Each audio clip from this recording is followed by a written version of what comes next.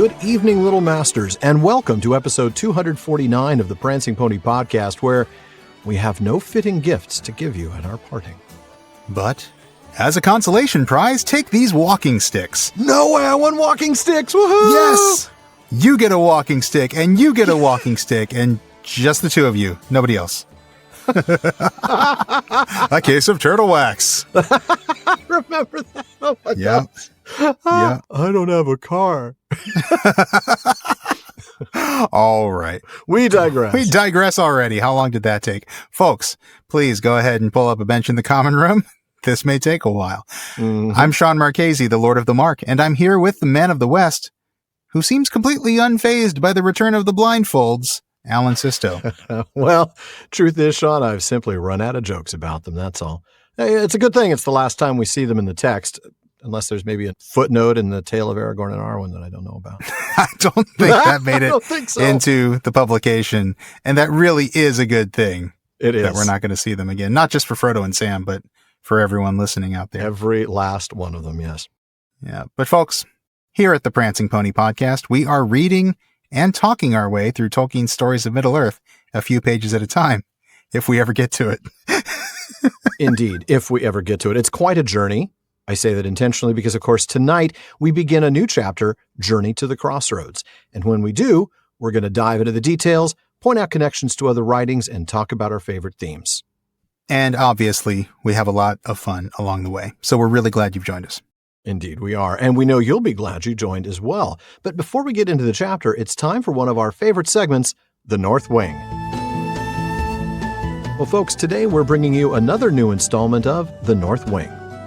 That's right. Barlam and Butterbur had a room or two in the North Wing at the Prancing Pony Inn, made special for hobbits. Well, this is our place made special for some of our listeners, to give us a chance to get to know them. Now, rooms at the North Wing are a little hard to come by these days, so only our patrons at the Bombadil's Bequest and Círdan's Contribution tiers are eligible. So if you'd like to be one of the next patrons to join us, be sure to check out patreon.com/prancingponypod. Oh, please do. We'd love to have you. Now, we do have a little bit of a waiting list for the North Wing right now, but we'll get to all of those fine folks soon, and we'll make room for more if necessary. That's right. Well, folks, why don't we welcome tonight's guest to the North Wing, Kathy Koenig. Hi. Hi. Good Hi, to have you Kathy. with us. Welcome. It's good to be here. It's great to have you, and I'm looking forward to getting to know you. And I'm going to go ahead and start by asking you to tell us a little bit about yourself. Where are you from? What do you do? And most importantly, what do your loved ones think of all this Tolkien stuff you're so into? Do they think you're a total nerd about it? Do they like it? That kind of thing.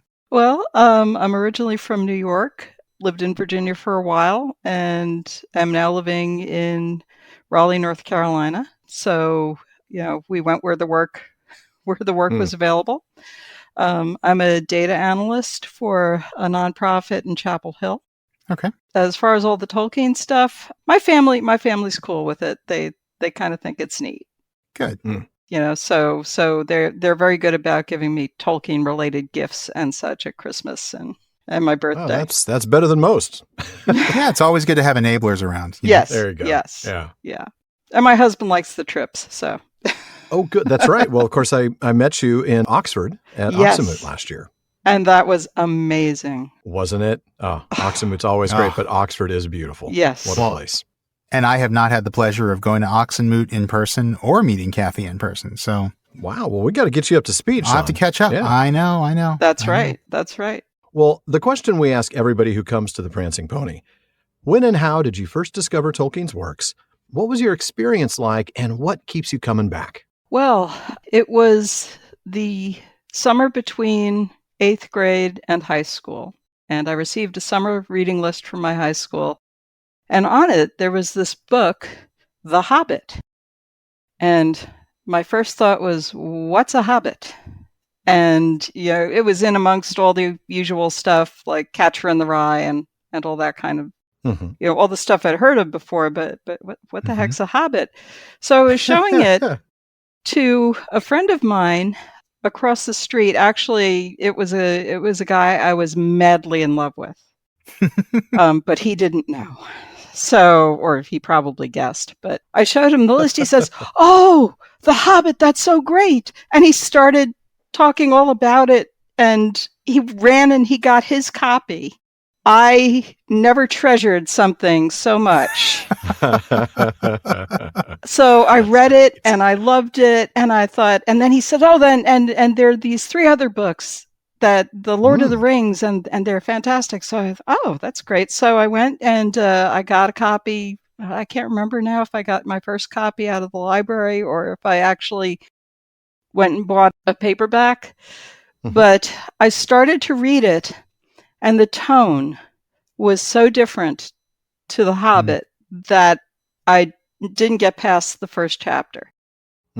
So then I went to high school and started talking about The Hobbit and The Lord of the Rings. And so I had met some friends there, and they encouraged me to try again. So I did. And then that time, once I got past the initial beginning, it was smooth sailing from there, and I was just hooked.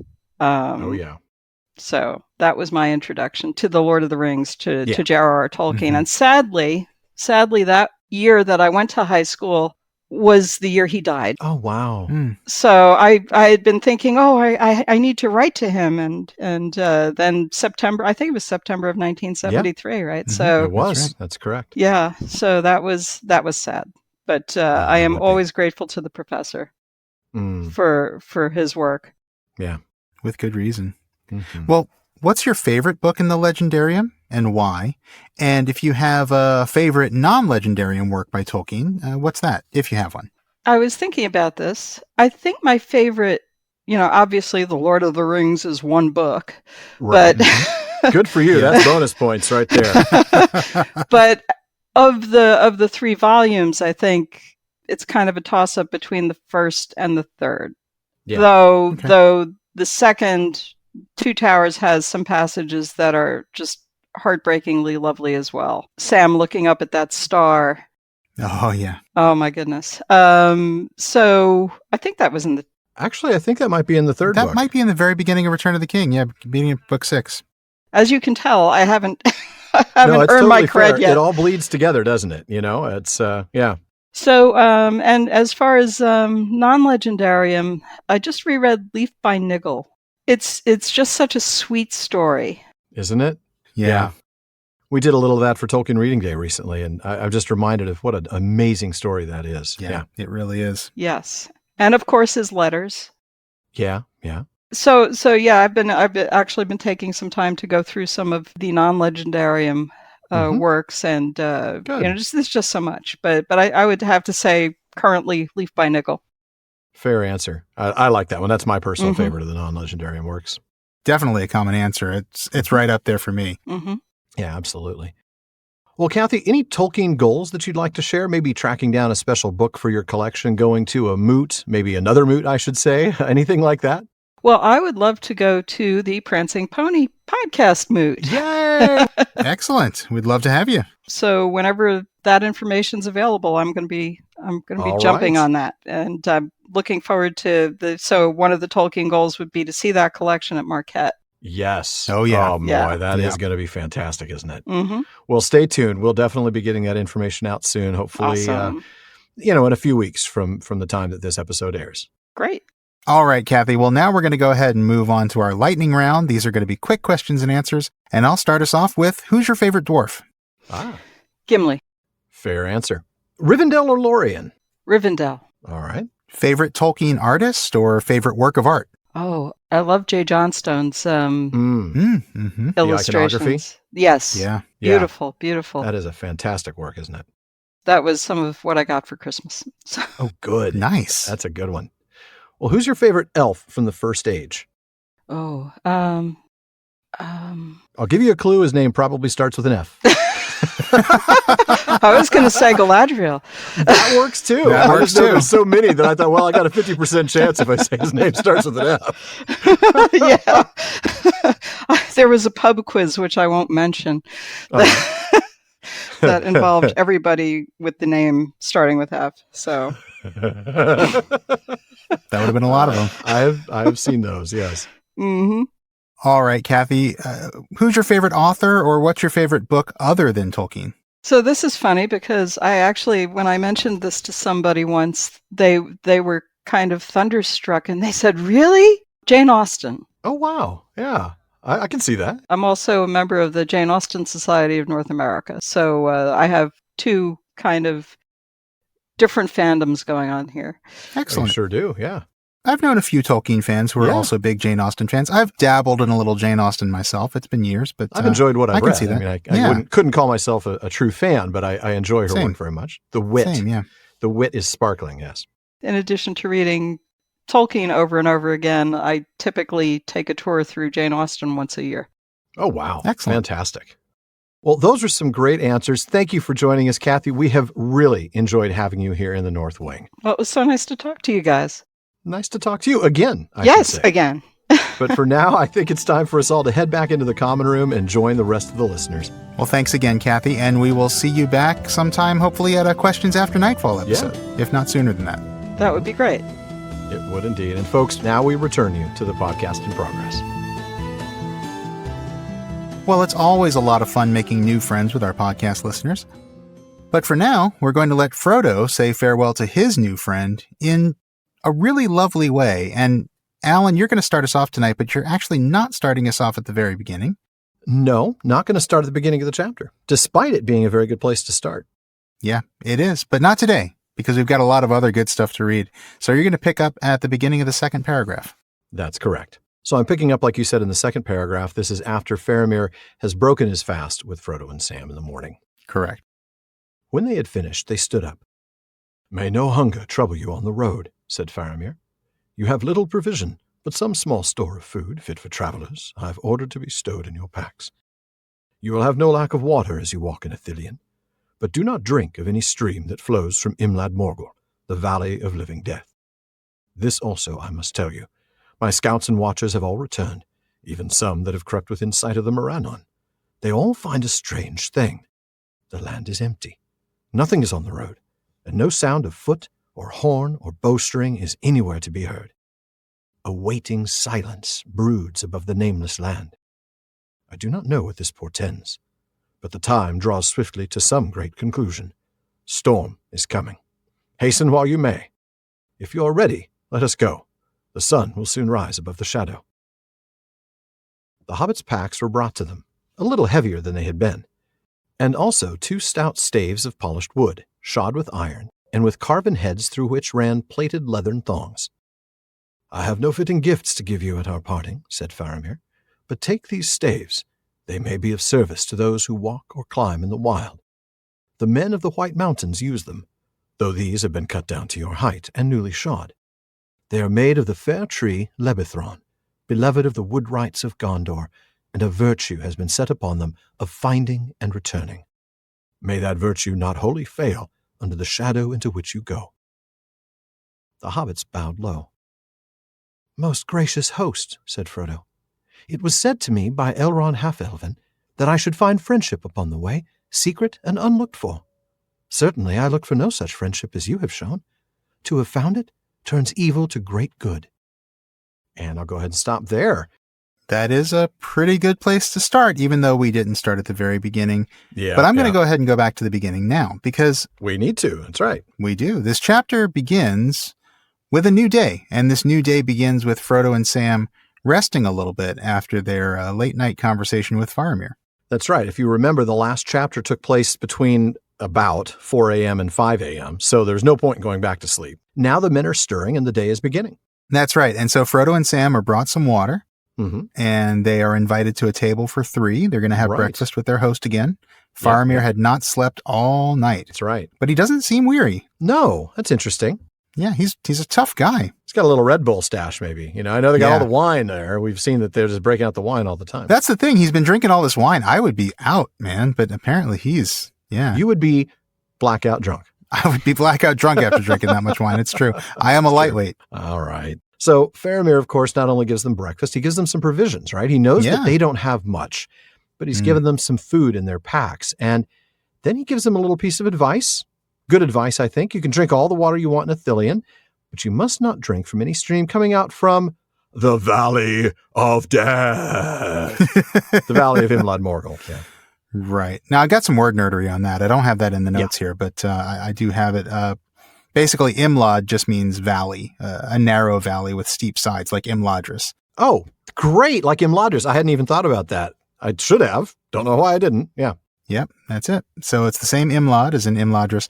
Morgul, of course, we recognize it's all over the place. It basically just means like dark sorcery, necromancy, that kind of thing. Living death. Yeah. Living death. It's charming. It really is. It is. The Valley of Living Death. Sounds like a great place to have a concert. It's a vacation home in a place called Imlad Morgul. I'm going to put it on Airbnb and see what I can get. That's right. Don't they call that place the Valley of Living Death? No. No, they don't. No. It's just the Valley of Sorcery. Yeah, they just have traveling magicians just hanging out there. There's a guy who's going to pull a rabbit out of a hat at 6. That's right. Oh, sorry. I'm trying to. Now I'm thinking I'm hearing Bullwinkle in my head. Hey, Rocky, watch me pull a rabbit out of my hat. There you go. Open up my sleeve. Presto! Whoops. Must have the wrong hat. All right, sorry. Later on, the Witch King's going to saw somebody in half, and guess what? They're just going to die. That's exactly right. And now I'm seeing the Witch King as Boris, of Boris and Natasha. I'm totally in a Rocky and Bullwinkle kick now, apparently. Because, of course, Shelob is Natasha. Of course she is, right. Yeah. All right. Okay. We digress. We do. So, Faramir's got some news, right? He's heard some news from his scouts. Some of them have actually even gone all the way up north to the Morannon. That's a long way back. That is a long way there and back again. See what I did there? Oh, wow. But what are they reporting? This is really interesting. There is no one out and about. Not just no armies. Remember, we had armies marching through here from the south. Just yesterday, Yeah. Not just no armies, but nothing. No one is out there. Nothing at all. It's a waiting silence, he says, and it's brooding over Mordor. Yeah. And Faramir rightly sees this as the calm before the storm, doesn't he? He does. And it's worth noting that he's not the only one who sees this. No. The coming attack is also expected in Minas Tirith, and we know this because, well, this is March 8th, and the beacons are going to be lit tomorrow, March 9th. Yeah, that's absolutely right. Yeah. And of course, then he suggests, hey, since this storm is coming, you should probably get going. So go. Go away. Go. Yeah. But first, more gifts. That's right. But first, Johnny, tell them what they've won. It wouldn't be a parting in Middle-earth if there weren't gifts exchanged. Parting gifts. That's right. That's right. So not only are Frodo and Sam's packs returned to them, and they're more full than before, which is pretty cool, but they're also each given a staff for walking. I love this. Let's talk about these. Look at these staves. They are really a piece of work, aren't they? Polished wood, iron-tipped, carved heads, leather straps. These are world-class walking sticks. That's right. And Faramir says that staves like this are actually used by the men of the White Mountains. Right. In Gondor. So, I mean, these would be good hiking sticks, right? These are used by people who know how to get around the mountains. Mm-hmm. Now, these, of course, are a little shorter, if you will, than the ones that the men of the White Mountains would use. They probably took one and made two out of it. They might have. You're absolutely right. But, of course, they did reshoe each one with the iron tips. Yeah, they did. So let's talk about these staves. They're made of Lebethron. Yeah, let's talk about that. And to be honest, we don't know a whole lot about this wood in detail. We know it's beloved of the wood rights of Gondor. We get that here. We talked about it briefly back in episode 168. We said that maybe Saruman's black staff was made of it, but that was pure speculation. Total speculation, right. What we know of it comes from the name, not surprisingly. Right. So let's break down the name. In Parma Eldalamberon number 17, it's been a while. Hearing my eye rolls from here, Sean. It's been a while. Come on. I know. Plus, I can get it now. I just can't get a first edition yet. No, you can't. It's good luck waiting for that one. Yeah, thank you. So yeah, in PE 17, we're told that the Lebeth part of the name is related to the Quenya word lepse, which means finger. Yeah. And there's a note in Parma that says that it's probably because the leaves of the tree were, like chestnut, shaped like a fingered hand. Now, the second part of the name, Ron, is from Oron, which means tree. So it's basically the same tree word as you see in like Celeborn and Malorn. But it's Ron instead of Orn, right? It's Lebethron, not Lebethorn, like Malorn. And the reason that the O and the R got switched is, according to Parma Eldalamberon, it's by association with an unrelated word, runda, which means smooth or polished. And it's probably because the wood of this tree was often polished like we see with these staves. Right. It would have been smoothed by polishing by these woodwrights because they worked with this wood so much. Oh, that is interesting. Mm-hmm. Well, in Flora of Middle-earth, Judd and Judd speculate, after another scholar, Didier Willis, that it may have been an oak. But they admit that is certainly quite speculative, and that's their own words. That's their words, certainly quite speculative. So, which, that actually could be our subtitle, couldn't it? Friends and Buddy Podcast, certainly quite speculative. I think we like need that on actually. T-shirts. Can we borrow that, Judds? Come on. So they do take that speculation a step further, though, saying that linking this name with any particular species of oak is even more problematic. But the southern red oak, Quercus falcata, and the mountain chestnut oak, Quercus montana, have been suggested. Now, both of these species have leaves that sort of resemble fingers, and that might be exactly why they've selected those two as possible representatives of Levithorn. That's right. And I remember seeing that with the Ents, too. Some of their fingers were compared to chestnut leaves. Oh, that's right. I remember that. That has come up before. Mm-hmm. Well, speaking of things that come up before or come up again, we're actually going to see Lebethron one more time, but only one more time in the book, right? Yeah, that's right. It's only mentioned these 2 times, yeah. Yeah, and Faramir, interestingly, is involved in the second appearance of Lebethron as well. That's right. It is the casket of black Lebethron bound with silver that holds the crown of Gondor. Mm-hmm. So the 4 soldiers, I believe, are carrying it like a guard of honor, and then he opens it up, gets the crown, and, well, gives it to Gandalf to put on Aragorn's head. To put on Aragorn's head, right. That's right. Yeah. So that's Lebethron. Honestly, we don't know a whole lot more about it than that. There really is nothing more to know. No, there really isn't. But fascinating stuff. It is. I wish we knew more about it. I know. What a beautiful wood if it is black. That's gorgeous. Yeah, it would be gorgeous. And also, we learned that they can imbue it with some sort of magical property too, right? That's right. Because we see here that a virtue has been set upon these of finding and returning. I love that. We need to talk about that. This is a little bit of magia, isn't it? Yeah, that's exactly what I was going to say. Yeah. These aren't the only Númenórean or Dunedain artifacts that we know about that have magical properties. I was thinking about the swords that were wound about with spells for the Bane of Mordor, for example. Yeah. So we know there is some magia available here. Yeah. Yeah. Even though in Tolkien's words about magia and Goetia, he doesn't talk about men having a whole lot of access to magia, but obviously the Dunedain, because of their elvish heritage, maybe because of the enlightenment, the ennoblement, the things they've learned from the elves, maybe that's why they've got some gifts here.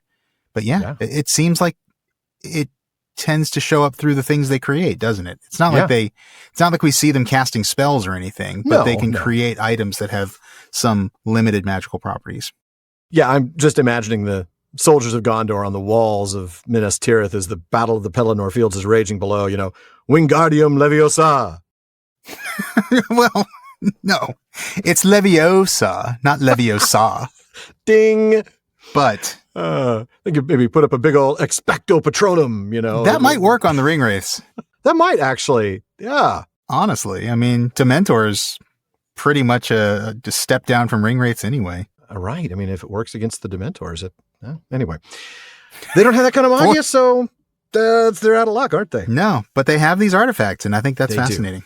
I think so, too. Well, getting back to the text, which eventually we do, as the hobbits bow, Frodo expresses his thanks again, and I love this line. Yeah, he quotes Elrond, and this actually goes back to The Ring Goes South. In that chapter, Elrond actually said, "You will meet many foes, some open and some disguised, and you may find friends upon your way when you least look for it."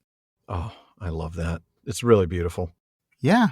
And Frodo recognizes that, this is exactly the kind of thing that Elrond was talking about.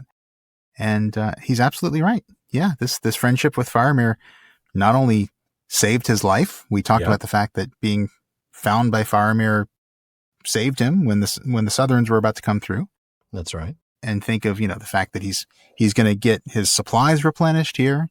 He's getting a little bit of guidance, even though he's still going to follow Gollum, because what else are you going to do? Right. What are you going to do? But this is really wonderful. It is.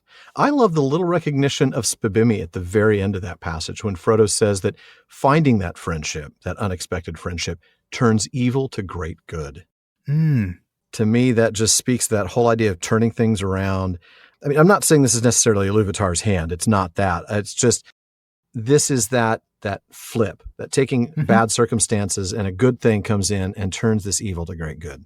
You know, and I think you're absolutely right. As I hear you saying that line now, you know what I'm thinking of? It's Frodo's not just talking about the great good of, getting supplies replenished and getting some guidance and all this stuff.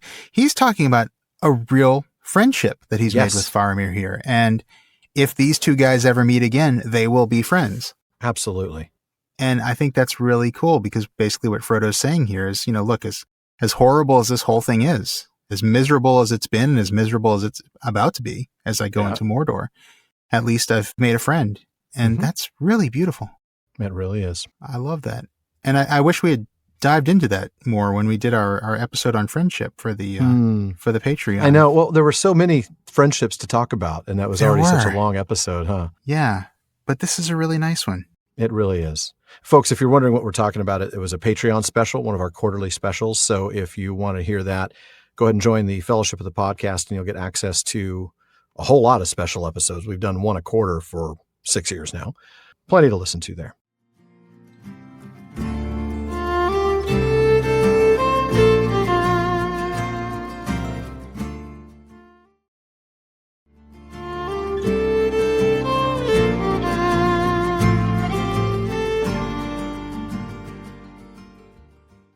Well, before we get back to the discussion, we want to make sure you know that when you finish listening to this episode, the talk continues all night long at the Prancing Pony Podcast.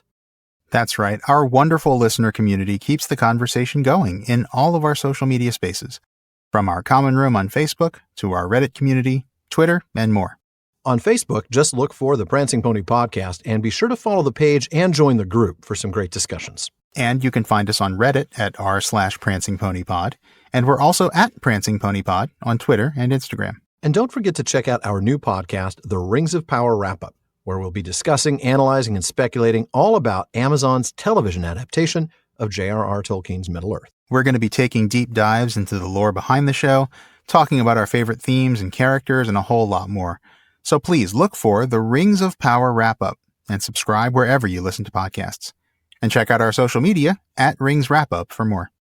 And folks, if you do enjoy the show, please consider supporting us by joining the Fellowship of the Podcast.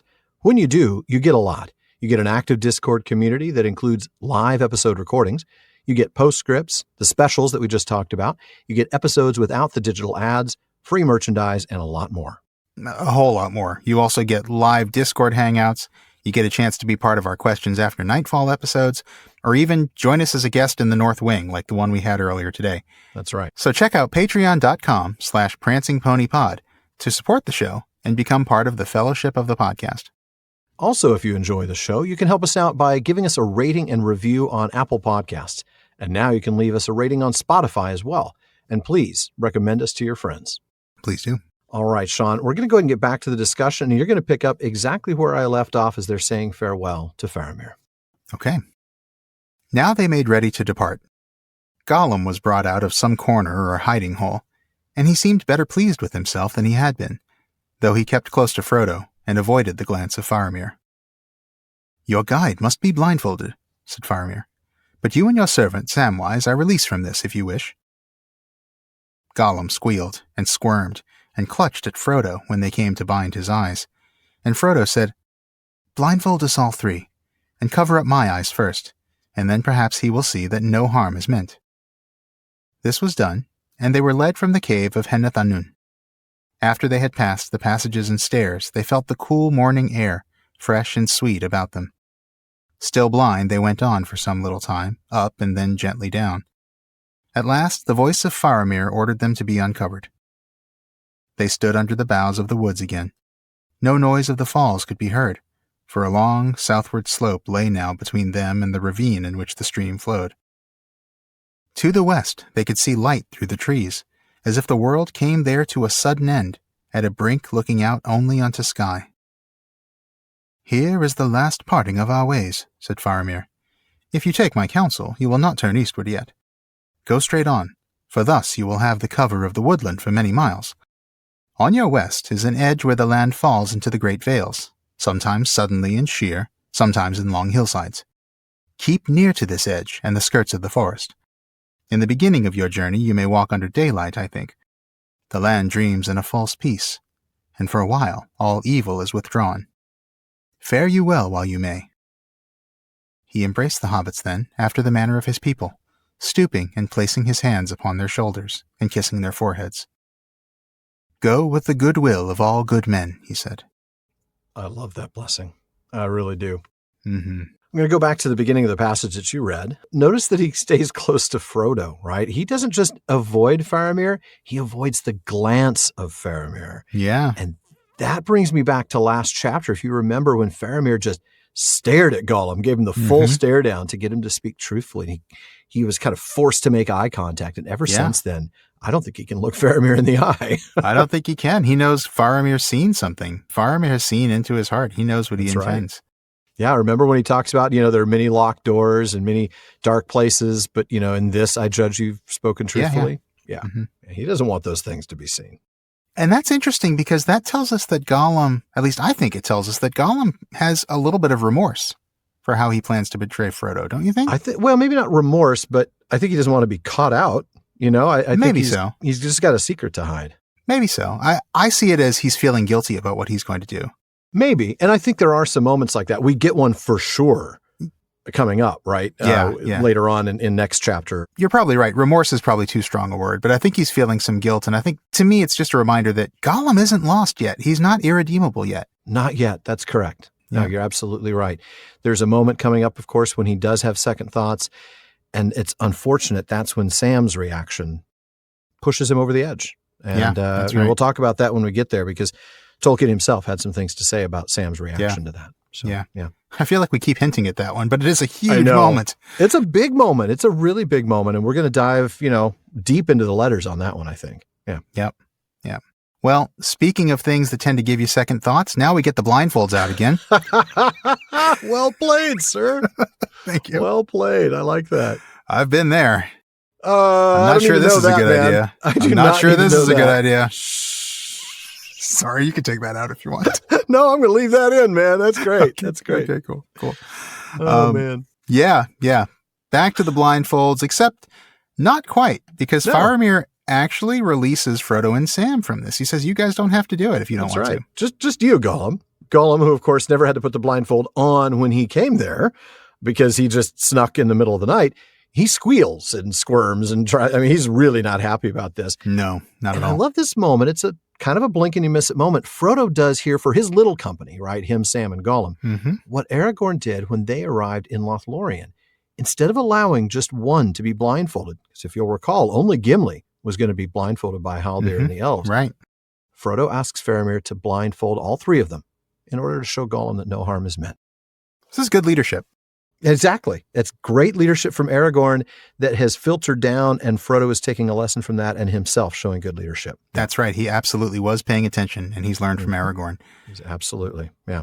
That's right. So they do it, and all three of them go blindfolded from Henneth Annûn. That's right. Go briefly with them as they go first through the passages and then the stairs, and then they're outdoors. And then after some time, at some point and at some distance from the hideout, probably after spinning him around like spin the tail on the donkey. Yeah. Spin him around a few times and get him a little dizzy. Then Faramir finally removes the blindfolds. That's right. And now they're in the woods again, and they're far enough away from the falls to not even be able to hear them. Yeah, that's right. Well, and there's an entire slope between them and the stream, right? Well, yeah, that would help. Yeah. And they can see light through the trees to the west. Yeah. And then we kind of thought it was coming last time. It didn't quite come last time. No. Then we get the final farewell to Faramir. That's right. Too many endings. Yeah. Yeah, sure. As Tom Shippey, I say as Tom Shippey said, but really it's Tom Shippey quoting Jack Nicholson, if I remember correctly. That's right, yeah. From that great talk that he gave. Yeah. Fantastic stuff. Yeah, too many farewells, but this is actually the final one. And Faramir gives them more advice. Don't go east yet. Now, remember, geographically, Henneth Annûn is to the west of that main north-south road that they took from the Morannon. So he's saying, don't go back to the road quite yet. He's saying you should parallel the road to the west under the cover of the forest. That's right. Stay near the edge. Yeah. And the forest. And by doing that, you can actually walk safely in the daylight as well, because you're not going to be right on the road. You're going to have a little bit of cover. So you'll see someone coming up or down the road before they see you. Mm-hmm. And then he says this very interesting bit about the land dreams in a false peace. Evil is withdrawn. That's an interesting pairing. Yeah. Mm-hmm. A false peace. What do you make of this? Yeah, I think he knows, right? Yeah, okay, it's quiet. It seems like peace, but this is a false peace. This isn't something that's going to last. This is preparation. This is the last moments before an assault. Calm before the storm, like you said earlier, right? Yeah, the calm before the storm. Yeah. And I think that's what he's saying here as well with the evil is withdrawn. It's not like a retreat. It's a strategic withdrawal. Exactly. It's just withdrawn. It's pulled back for a moment. Strategically. Yeah, exactly. Yeah. Well, then he hugs them, which is just sweet and tender. And then he gives them this formal blessing, right? Hands on shoulders, the kiss on the forehead, that beautiful phrase, go with the goodwill of all good men. And I want to note this, it's all done after the manner of his people. Love that line. So this is the way Gondorians say goodbye. Yeah, exactly. And we talked about goodbyes not that long ago, didn't we? Yeah, but it just reminds me of Indiana Jones and the Last Crusade, with the Austrian woman. This is how Austrians say goodbye. Oh my goodness. Wow. Wow. And then that really long kiss that's uncomfortable to explain to your kids. Very uncomfortable. Very, very uncomfortable. I remember thinking this is about a second too long. Yeah. Yeah. I do love that movie. Fair enough. That was good. Yeah. I mean, you can't go wrong with Harrison Ford and Sean Connery in the same film. Exactly. I mean, you can, but it takes effort, Well, yeah, that's true. Come on, you got Sean Connery quoting Charlemagne and stuff. It's brilliant. That is good stuff. You're right. Brilliant stuff. Oh, man. Much better than Temple of Doom. I mean, Temple of Doom has its moments. It does. No, it does. Most of those best moments are recreated in the ride Indiana Jones and the Temple of Doom. Yes. And then you don't need to ever see the movie again. Yeah. That's right. That's right. So back to the text. After this farewell, Faramir turns and goes back to his guards. And this is interesting. They disappear quickly. Oh, yeah. They actually surprise Frodo and Sam with the speed with which they disappear. Vanishing almost in the twinkling of an eye. Yeah. Bye. Suddenly the forest seems empty. Yeah. And that's it for Faramir until next season, folks. I know. I'm sad about that. I'm going to miss Faramir. I am too. And so will Frodo and Sam. Yes, they will. They will wish that he was with them. Yeah. Yes, they will. But now I'm going to let you go ahead and read again. You're going to pick up just a couple of paragraphs down with some Gollum dialogue. Oh, yay. I get to do Gollum dialogue. I might as well get used to it because we're going to have a lot of Gollum dialogue the rest of the season, aren't we? Yeah, we are. And then no more for a while. That's true. That is true. We get a break. Have they gone at last? Said Gollum. Nasty, wicked men. Smeagol's neck still hurts him. Yes, it does. Let's go. Yes, let us go, said Frodo. But if you can only speak ill of those who showed you mercy, keep silent. Nice, master, said Gollum. Smeagol was only joking. Always forgives, he does. Yes, even nice master's little trickses. Oh, yes, nice master, nice Smeagol.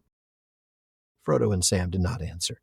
Hoisting their packs and taking their staves in hand, they passed on into the woods of Ithilien. Twice that day they rested and took a little of the food provided by Faramir, dried fruits and salted meat, enough for many days, and bread enough to last while it was still fresh. Gollum ate nothing. The sun rose and passed overhead unseen and began to sink, and the light through the trees to the west grew golden, and always they walked in cool green shadow, and all about them was silence. The birds seemed all to have flown away or to have fallen dumb. Darkness came early to the silent woods, and before the fall of night they halted, weary, for they had walked 7 leagues or more from Henneth Annûn. Frodo lay and slept away the night on the deep mold beneath an ancient tree. Sam, beside him, was more uneasy. He woke many times, but there was never a sign of Gollum, who had slipped off as soon as the others had settled to rest. And that's where we'll stop for now. All right. So going back to the part that you didn't read. Yeah. As Frodo sighs and turns away, we get Gollum scrabbling at the foot of a tree.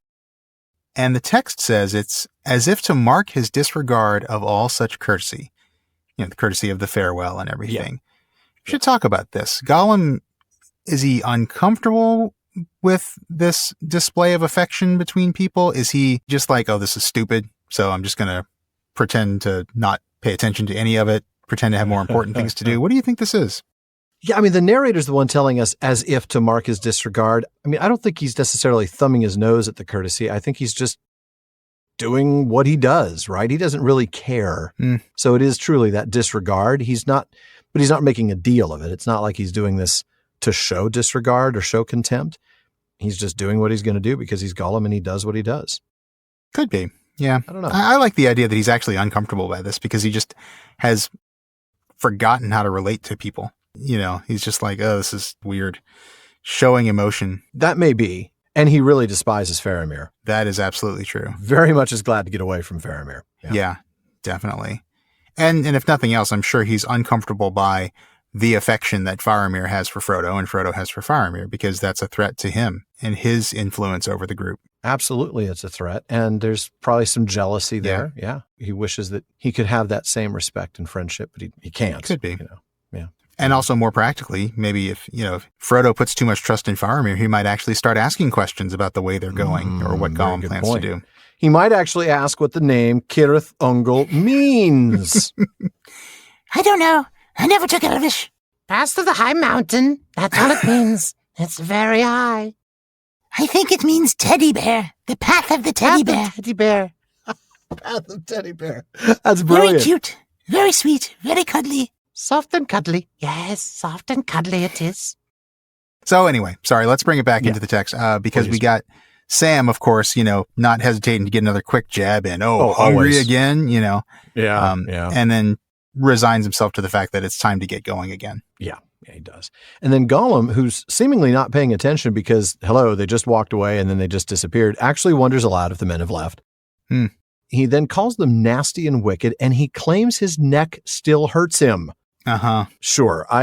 I'm struggling with that. Sure. Yeah. We talked about that last week, didn't we? Yeah. Yeah, the rope. Like, what come is on. this? It's not elvish rope.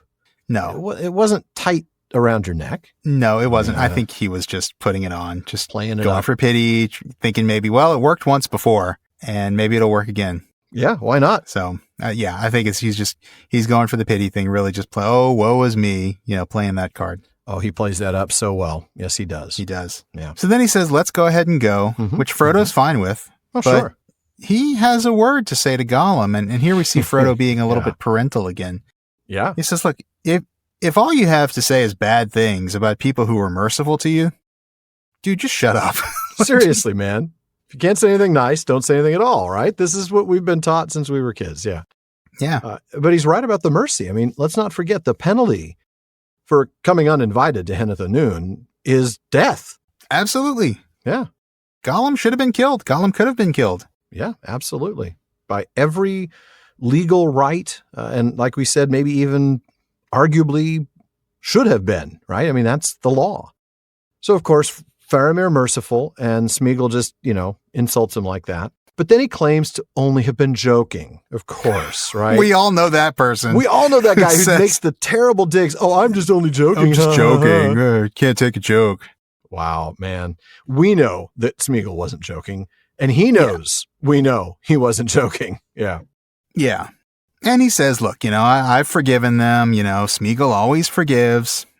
Sure. He even kind of twists the knife a little bit. I've even forgiven your tricks, Frodo. Oh, nice, master. No, that is such a dig. Oh, man. Oh, it is such a dig. I can forgive any betrayal, even yours. It's like, oh, man. He's like somebody's mom, or mother-in-law. Oh, brutal. Yeah, you're right. Yeah. Now, not everybody's mom. Just like, I know some people have No. passive-aggressive parents who are just like, I can even forgive your betrayal. Like, oh, not me. No. Not me, Mom. Doesn't describe me at all. Good save, sir. Good save. I've just heard these things. That's all. That's right. I don't think my mom has listened to this show for 5 seasons. So Frodo and Sam settle their packs. They get their staves in their hands and they take off, don't they? That's right. And they take 2 rests that day. Now, as a reminder, we said this earlier, but this is March 8th. That's right. About the same time that Faramir and the hobbits were having breakfast, Aragorn was actually starting on the Paths of the Dead. That's right. Now, they end up having some of the food that Faramir gave them. And frankly, this sounds like a pretty good snack, right? I mean, it's a little trail mix, a little beef jerky, and some fresh bread. Winner. Sounds pretty good. Yep. Pretty good. Really good. I mean, you'd think Gollum would eat, right? You would think so, but no, because it's Gollum, right? So he's kind of sulking a little bit here. He's not eating, which really I don't understand shouldn't that. This surprise us isn't that much. lembas. I get that he doesn't want to touch the lembas, right? It's made by elven hands. It's like the elven rope. But once again, this is just woe is me. Yeah. This is, more pity thing. He's just sulking. He's just, He is. just kind of like a cry for attention, Yeah. just like a ploy. Yeah, I completely see that. It could be, of course, that he's still full from fish that he ate. Could be. Maybe some of the worms that he grubbed from the bottom of that tree. I don't know. But yeah, Maybe. he didn't eat. So then we get the sun it seems to be hidden, right? I mean, what do we get? The actual text says the sun rose and passed overhead unseen. Mm-hmm. So are we thinking with the storm coming that we've got a really cloudy sky? That's the way I'm seeing this, right? That's how I'm reading that. Yeah. Yeah, it's not just lost in the overhead of the dense forest. No. No, I think it's actually cloudy. I mean, right. they're seeing light, so that tells They us are. that the sun isn't totally obscured by the forest. It's just hidden in the clouds. And then the only time we actually get the light is when the sun's getting closer to the horizon and as it's setting, we get that golden light to the west. Right. But then we notice this eerie silence. There's not even the sound of a bird. That would be creepy weird. That would be very creepy, just like an almost unnatural silence. Ominous. Yeah. Because the outdoors should not be this quiet. No. And then night falls. And Right. then that's when they stop. I mean, they're just exhausted at this point. They've walked, what? A long time. 21 miles. Yeah. 34 kilometers since Henneth Annûn.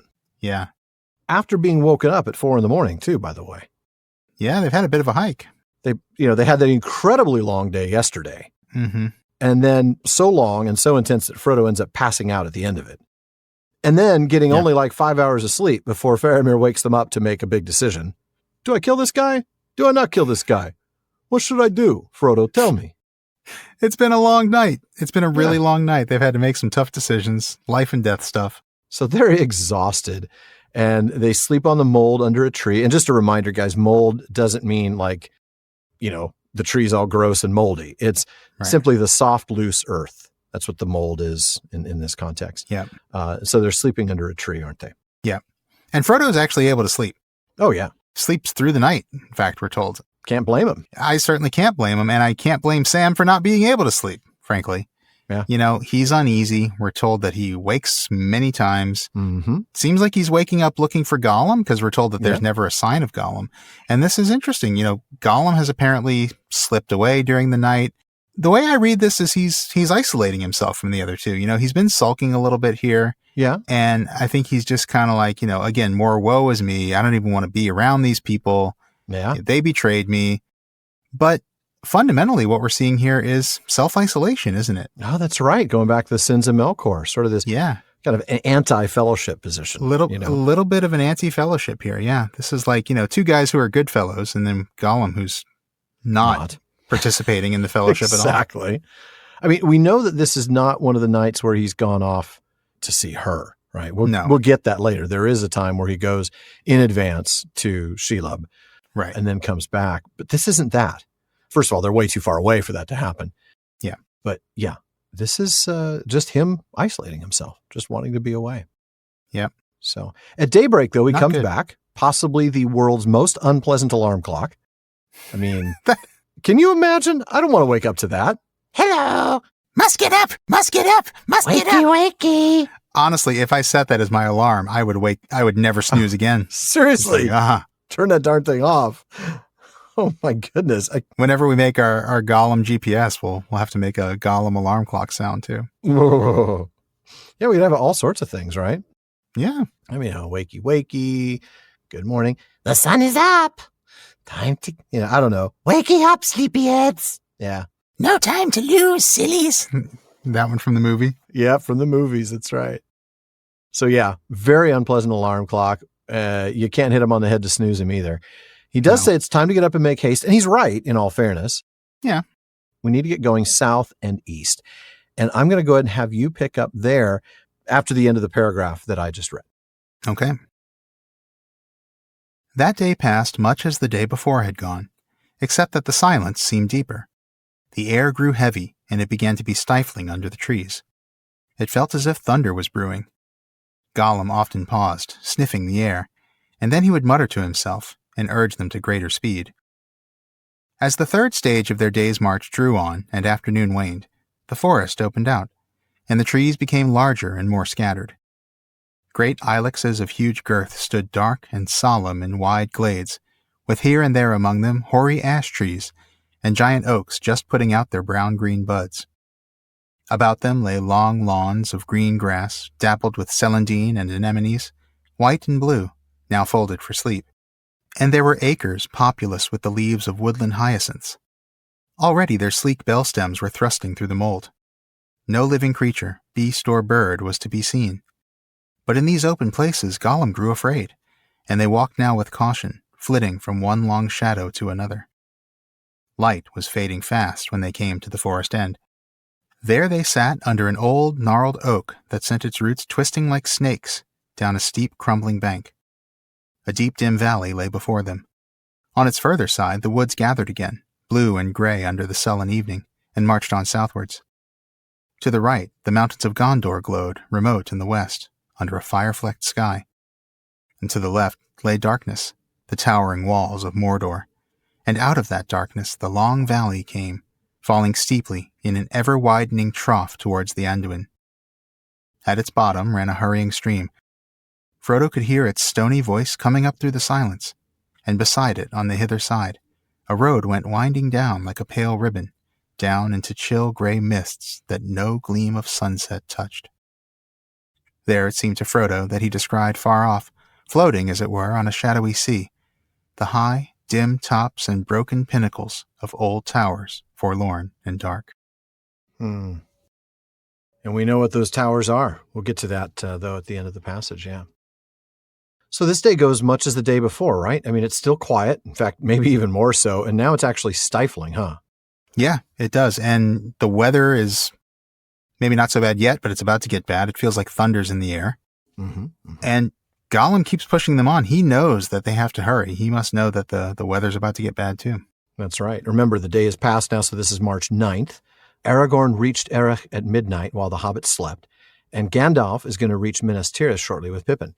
This is also the day that Theoden arrives at Dunharrow. I mean, a lot of things are happening. All the wheels are moving. Tomorrow, even more crazy stuff happens, but we'll get to that in the next chapter. That's right. Now, later today, during the third part of the day's march, the forest is going to change, right? It's going to open up, and they're going to see trees that are bigger and more spaced out than these. That's right. I mean, we even get the mention of ilexes of huge girth. And remember the ilex? We talked about it in episode 241. Judd and Judd in Flora of Middle-earth say that the word ilex, when used by Tolkien in The Lord of the Rings, always refers to the holm oak. That's Quercus ilex, not the Quercus maximus bamba gascoignei. Wow, that's good. Good place. Thank you. Thank you very much. We haven't had an I'm a Lumberjack reference in a long time. No, we haven't. It's been a long time. It has. But no, I mean, I've looked them up. Holm oaks are indeed of very huge girth. They can actually grow as wide as they grow high. Wow. You can imagine that. They're big seriously girthy. Yeah. Yeah. And they're there along with the hoary ash trees, which I don't know. When I read that, all I could think of was hoarded ashtrays. It's just phonetic reading, right? Just imagine my ashtrays.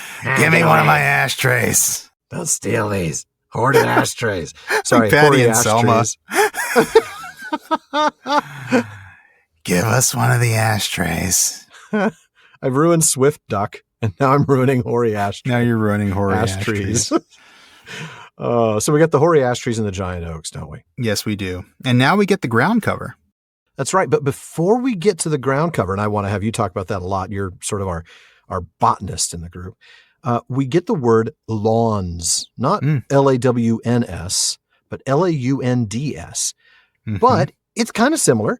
It's an archaic word. Oh, I'm surprised it's an archaic word. Tolkien uses an archaic word. Right. Oh, shocking. Knock me over with a feather. Right. Right. It means an open, usually grassy area among trees.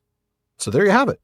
And I looked it up, and it is actually the origin of our word lawn, Lawn. So, which totally makes sense. It is basically the same word. Yeah. Yeah, it really is. But of course, he's going to give us the archaic version of the word. Of course, because that sounds much more interesting. I mean, if you just imagine lawns, it could be in the suburbs, you know? Give us lawns. That's right. Much cooler. Yeah, some guy out there with his push mower. Hey, Yeah. how y'all doing? That's a big thing here in Texas too. I could imagine just like out there, like, you know, Hank Hill almost, you know. Yeah. How many horsepower your mower got? That's right. That's right. So yeah, the lawns, and then we get the plants that are growing. We get celandine, anemones, woodland hyacinths, acres of these flowers. I know. By the way, I have to admit that in my brain, because I've read so much Cinderin, I read that as celandine, but I know it's celandine. That's understandable. Yeah. It's so hard now to read a C as anything other than a K sound. I know. I totally get that. So speaking of these plants, right, celandine, anemones, and woodland hyacinths, what do we have from flora here on these? Got a little bit on each one. So celandine, Judd and Judd say that may be a reference to a species of buttercup, which is Ranunculus ficaria. As opposed to Buttercup, she's the toughest fighter. Sorry. And Blossom and Bubbles. And Mojo Jojo. Oh, Mojo Jojo. Ah. Man, I missed that cartoon. That was phenomenal. I do too. I love that show so much. That was such a good one. Yeah. But so this is a buttercup. So it's a yellow flower. The anemones are spring wildflowers. The name actually means wind flower. It's actually from the Greek word for wind. And the Judds say that that's because of the mistaken idea that these flowers only open when the wind blows. Now, that's a mistaken idea. Yeah, they don't just open when the wind blows, but that's why they're called anemones. And they also say that the beautiful white and blue color we get here with the anemones suggests that we're looking at a mix of wood anemones, which are white with pink or purple underneath, and blue anemones. And then there's the woodland hyacinth. Mm-hmm. Not as much on this one, but this is another one of those Mediterranean flowers. Remember, we saw a whole bunch of Mediterranean plants a couple of chapters back. This is another of those. And it's also one that's got showy flowers. They actually use that phrase in the book. They're popular as a garden ornamental because they have these showy flowers. Really beautiful wildflowers is what we're looking at here. Okay, really pretty. Well, these are all referenced by Judd and Judd, as you said, as being cheerful spring wildflowers. We get the buttercups, of course, when you mentioned the idea that they were buttercups, those are associated with Tom Bombadil from the Adventures of Tom Bombadil. And they're yellow, just like his boots. That's right. Yeah.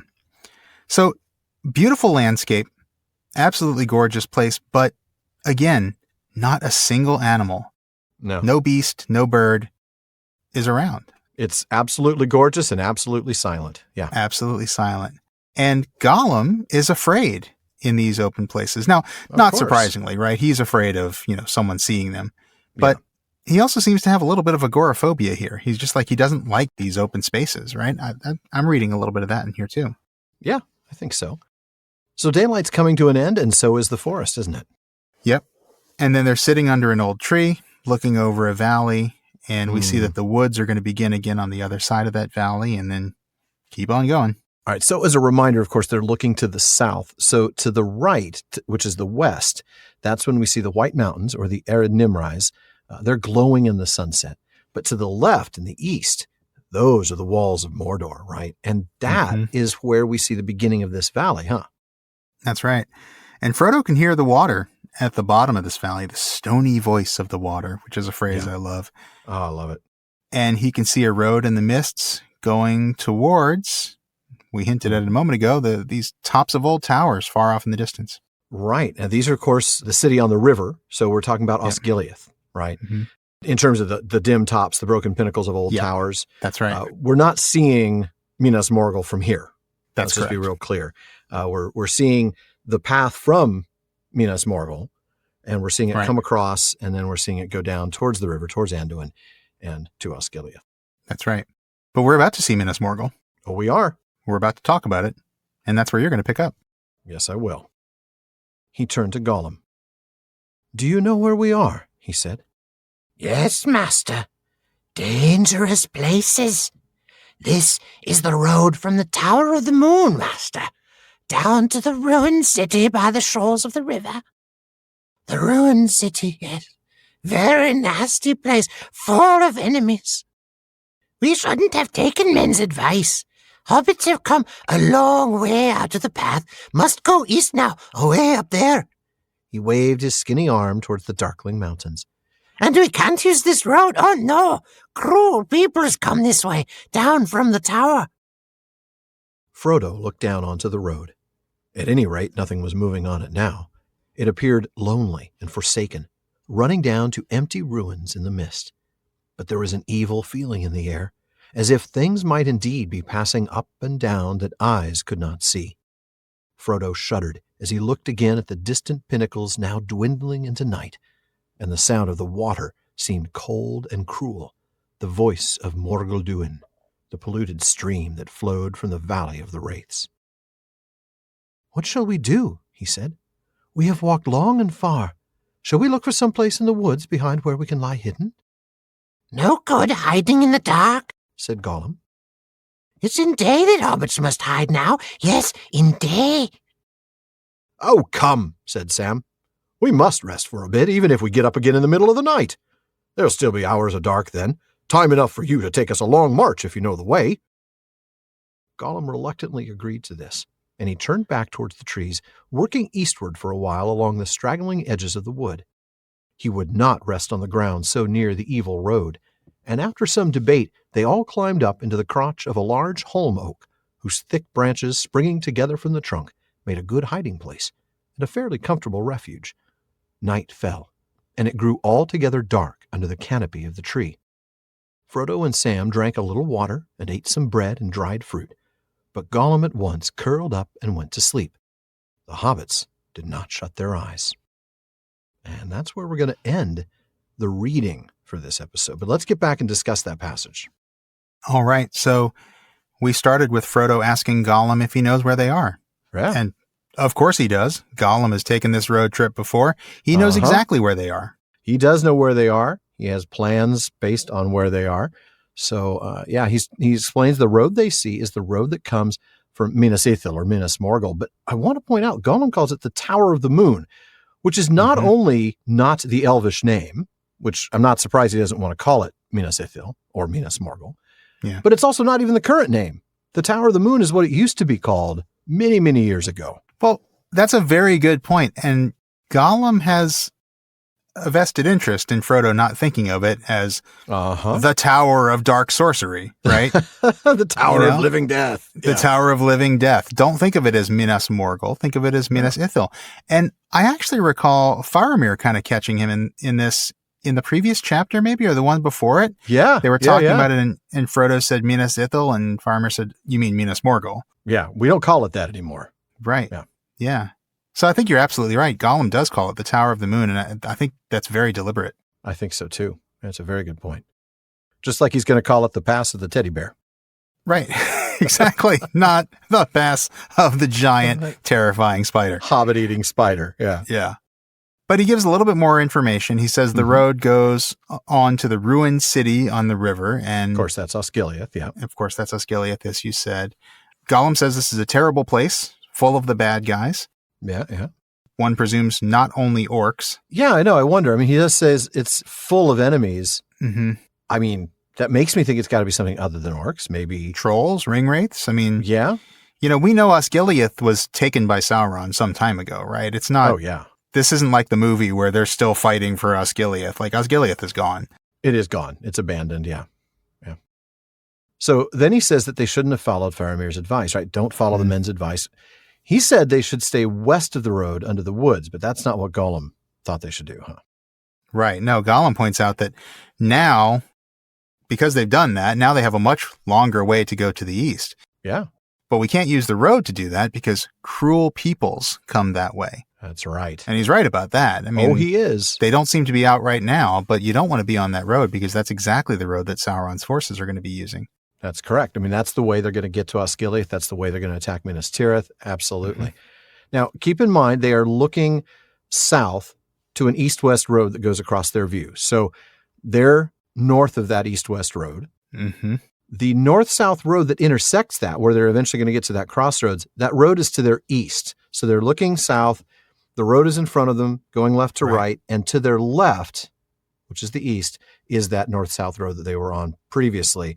And it parallels their journey so far. Just trying to help give you a little bit of a bearing check, if you will. Yeah, that's absolutely right. And unfortunately, I don't have Karen Wynne Fonstad's Atlas of Middle-earth here in my booth with me today. Neither do I, yeah.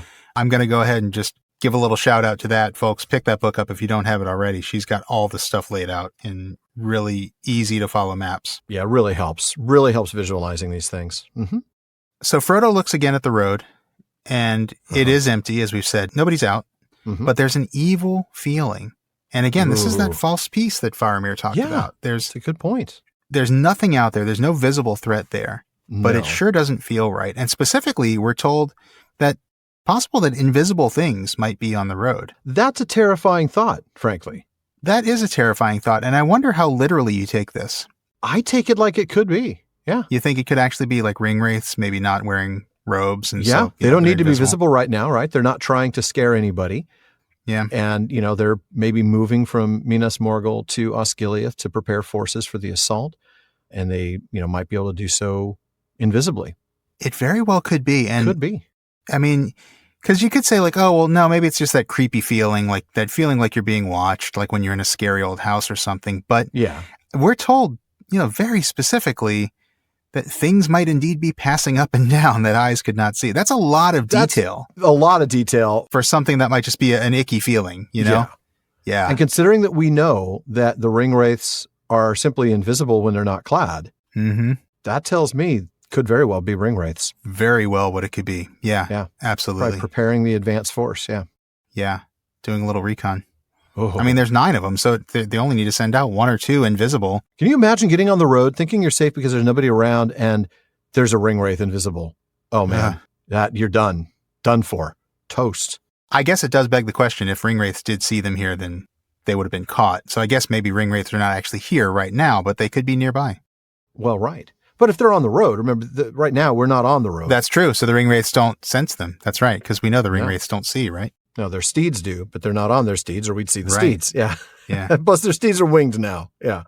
Very interesting. Isn't it? And absolutely terrible. I mean, it's just creepy. Oh, it's terrifying. Like skin crawling. Yeah. A completely invisible enemy who could end you. Yeah. Yeah.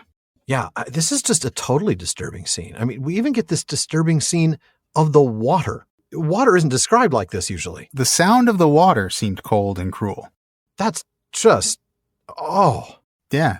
Everything about this land is in animosity towards the hobbits right now. And think about this. Normally, if you're traveling in the wilderness, right? Yeah, the sound of water is a good thing. Oh, yeah. Water's a landmark. Water is a source of refreshment. Water is a place to camp for the night. Whatever it's going to be. I don't hike. But people who do probably know all the good things that come from the sound of running water. Right. Plus, as we both know, it's a lovely sound, right? I mean, it's a restful, relaxing sound. Absolutely. But this is a terrible river. But this is not. Cold and cruel, and the river itself is polluted. Ugh. And it's the river that Faramir said specifically, don't drink from this river. This is a cursed river, and you don't want to drink water from it. So, yeah. Because it comes from the Valley of the Wraiths, also known as the Valley of Living Death, also known as the Valley of Dark Sorcery, or the Valley of Necromancy. It's a lovely place. A lovely place. Absolutely. Glad I have my vacation home there. So Frodo asks Gollum what we should do. I mean, I think he's stuck, genuinely. What do we do? Maybe we can hide in the woods? Maybe, but Gollum says it's no use hiding in the dark. Yeah. It's actually in the daytime that we should hide, according to Gollum, which is interesting. It is interesting. I want to talk about that a little bit because it seems to run counter to the idea that we know about, that the ring wraiths have enhanced powers at night. So frankly, you'd think night would be when they're most vulnerable. Why do you think Gollum is saying, don't bother hiding in the dark? It's the daytime that we should hide. Is this maybe Gollum's just, he hates the sun more than he hates the moon? Yeah. Right. That's very interesting. And maybe he's not thinking about ring wraiths. Maybe he's just thinking about more mundane enemies who could very easily see them in the sunlight. Maybe. I don't know. But you're absolutely right. Yeah, like nighttime is when they should be out of sight of the ring wraiths for sure. I wonder, maybe he's saying literally, it is no use hiding in the dark. You cannot hide in the dark. Yeah. You just can't hide at all in the dark. The only time you can hide is in the daytime, and that's just from mortal enemies. Yeah, that could be. That's even more terrifying if that's really the case, terrifying. Huh? Just run in the dark because that's your only hope. You can't hide and then hide in the daytime. Wow. scary stuff. Yeah. Yeah, completely terrifying. And Sam understandably sees this as kind of a non-starter. It's like, come on, like it's not happening. You're not giving us any options here. Come on, let's do this. Let's rest now for a little bit. And then we can get up in the middle of the night. We'll still have plenty of time to march during the darkness.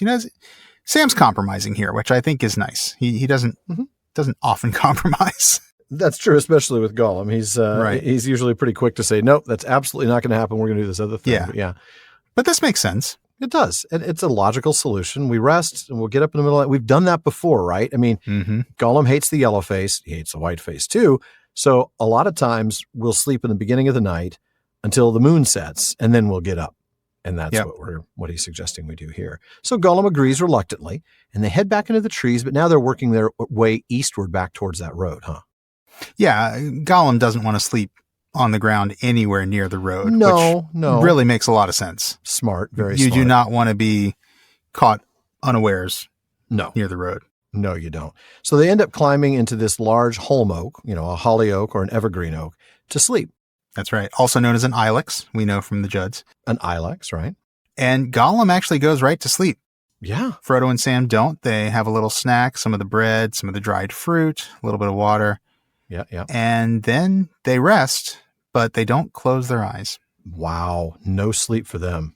Well, I can think of a number of places more comfortable to sleep in than the crotch of a large oak tree. Yeah. I mean, even the worst rooms at the Prancing Pony Inn are more comfortable than that. And speaking of the pony, see what I did there? Bartleman has brought us a couple of questions tonight. First up, Matthew E. writes in to ask us, do you think the phrase, the window on the west, refers to Faramir and the perspective his example gives Frodo on the legacy of Númenor, just as much as it refers to Henneth Annûn? Oh. Wow. The window on the west. Yeah. A window on the west, an actual perspective on the west given to us by Faramir. Huh. I have to say, that is quite a connection you've made there, Matthew. Mm-hmm. Is the window on the west a reference to Faramir as much as it is to the actual place, Henneth Annûn? Because, yeah, he does offer Frodo a window into the history of the Men of the West. I mean, he does, yeah. I guess if I were to answer the question literally, Matthew, I'm sorry, no, I don't think that phrase is meant to refer to Faramir and his perspective as much as it refers to Henneth Annûn. I think on the surface, it's meant to refer to Henneth Annûn. I mean, that literal meaning is pretty plain. I think so, too. I think that's clear, yeah. I think the double meaning is very interesting. I love the observation that it could be construed both ways. Uh-huh. I just don't have any reason to believe that Tolkien himself intended it that way. No. I'm trying to think of any other times when Tolkien kind of plays with double meanings like that. In chapter titles specifically. Yeah, no, I don't think he does. I mean, he does engage in a fair bit of wordplay, but I'm not thinking of any other chapter titles in The Lord of the Rings that have that kind of double meaning.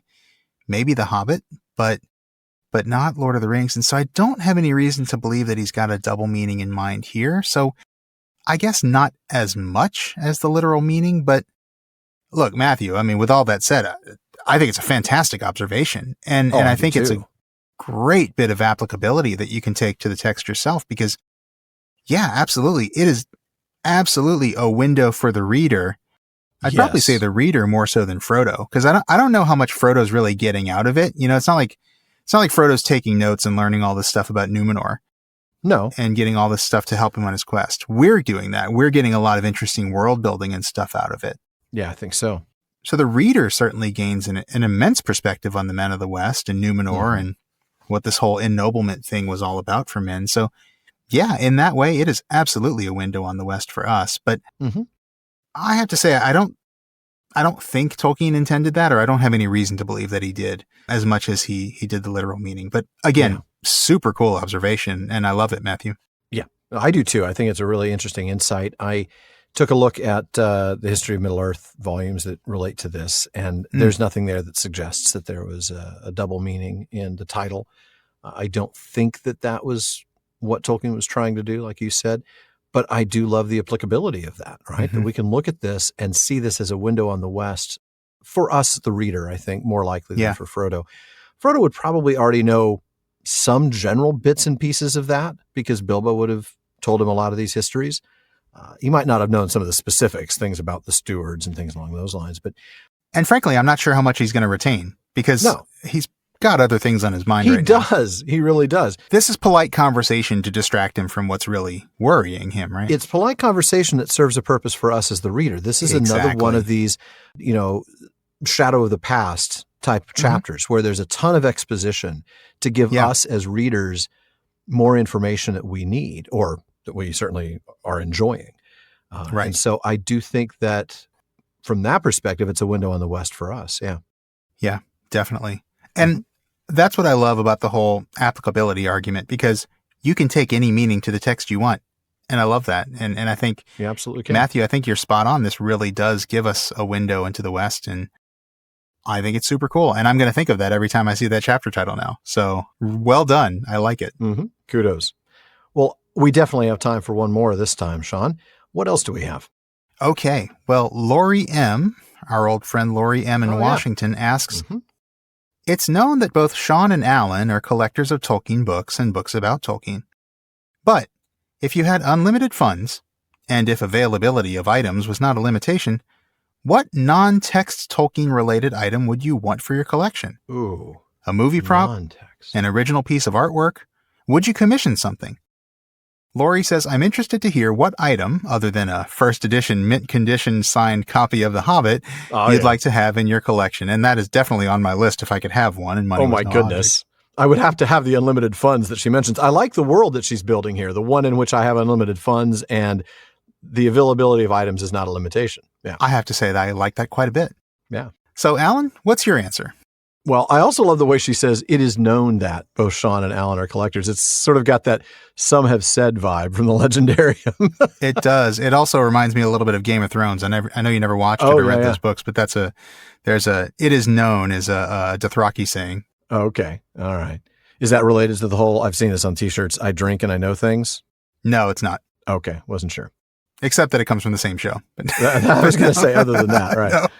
Well, indeed, I think it is safe to say that we are both collectors now, even if for the longest time you didn't see it yourself in what you do. But yeah, she's right. It is known. If I had unlimited funds and didn't have to worry about availability, like the 14 existing copies of Songs for the Philologists, I could get one of those. What would I get? The problem is, of course, it can't be one of those because it has to be a non-text Tolkien-related item, so no rare books. Because rare books are too easy. She knows that we could easily answer that one. She wants to give us a hard one. I mean, a ton of rare books. What do I want? I mean, of course, I want a first impression set of Lord of the Rings, or I want a signed letter, but those are all texts. Right. So a non-text item, I'm going to go with one of Tolkien's original illustrations. I'm very partial to his Rivendell illustration, or even maybe his Taniquetil one. I really love that illustration. It's a beautiful one. Yeah. So yeah, I'm going to go with an original Tolkien illustration. What about you, Sean? It is a tough one. I mean, like you, my first thought would be any one of, different texts. Like you said, Songs for the Philologists would be one. Mm-hmm. Man, I would love to know if that copy of Thucydides that Tolkien had when he was a teenager that he inscribed in Gothic.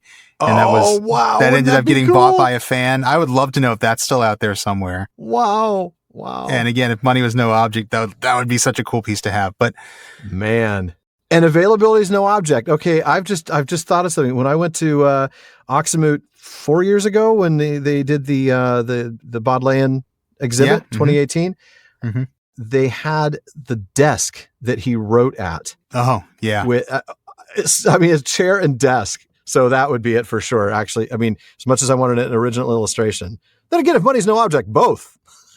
All right, I'm done.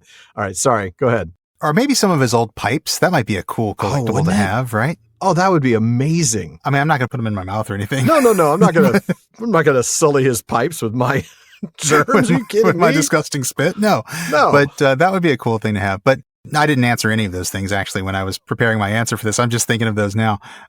Actually, if money were no object, the first thing I thought of was I'd commission a nice original piece of artwork. Okay. And yeah, I have an idea for something that's never been seen before, or maybe it has, but I haven't seen anything like it before. So we've got a lot of pop culture art hanging in our house. Alan, you've been to our house before. You may remember we've got framed posters. Tons of movie posters and yeah. My wife's really big on collecting that stuff. And then she also collects Tolkien related art, and that goes in my spaces. Oh, wow. Nice. But there's one stretch of wall in our house that has nothing on it. It's the wall of our living room right above the TV because we have high ceilings in our living room.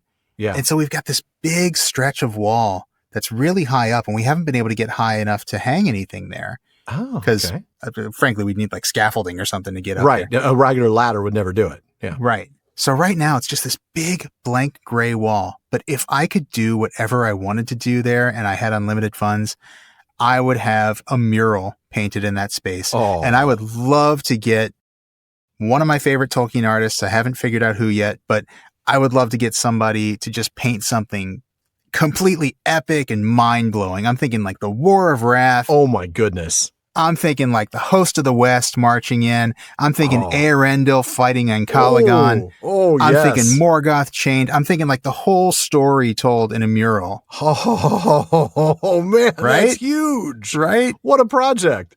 It would be a huge project. And I think the hardest thing would be deciding on one artist to do it. Oh. I mean, I guess if I had enough money, I could have a few of my favorite artists collaborate on it. Well, this week it's Alan, and next week it's John, and the following week John it's and Ted. Ted and fly Yenny over to work on it. Let's Just get Yenny and let's get oh my goodness. Wow. How fun would that be?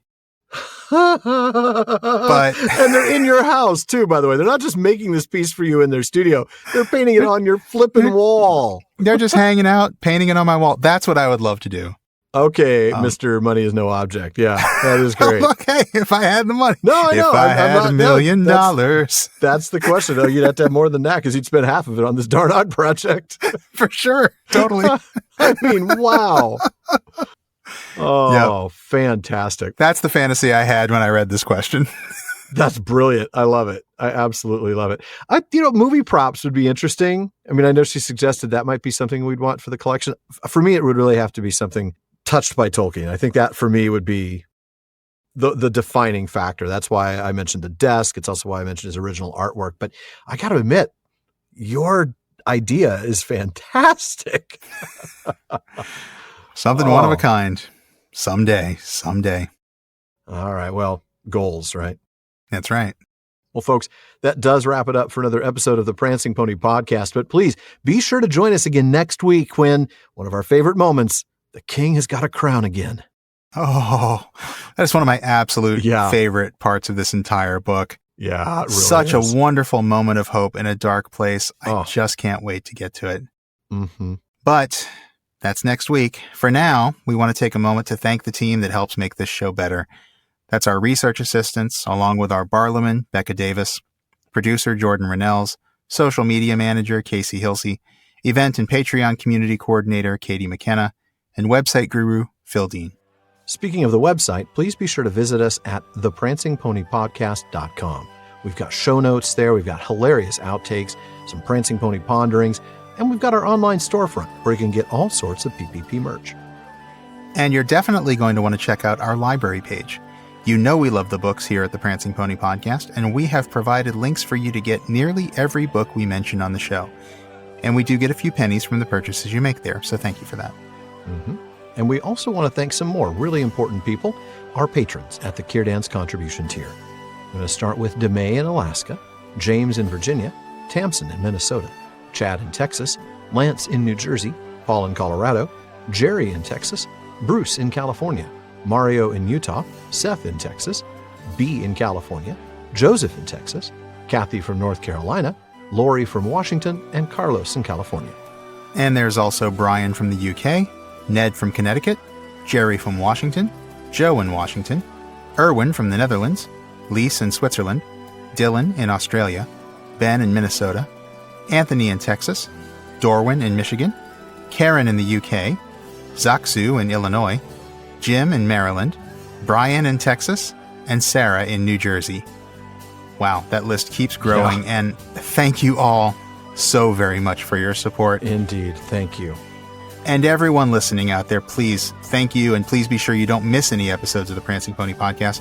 Subscribe to the show through Apple Podcasts, Spotify, or whatever your favorite podcast app is. That's right. And one last thing, as always, don't forget to send your thoughts, comments, and, well, most of all, your newly shod Levithron walking sticks, human size, please, to Barlowman at theprancingponypodcast.com.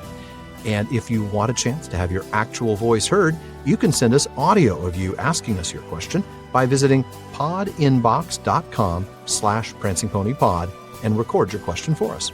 Just please make sure to still send the question to Barliman for us. Now, Barliman's a lot more reliable lately, but we do get a lot of mail, so we'll get to you as soon as we can, and your question or comment may be featured on a future episode.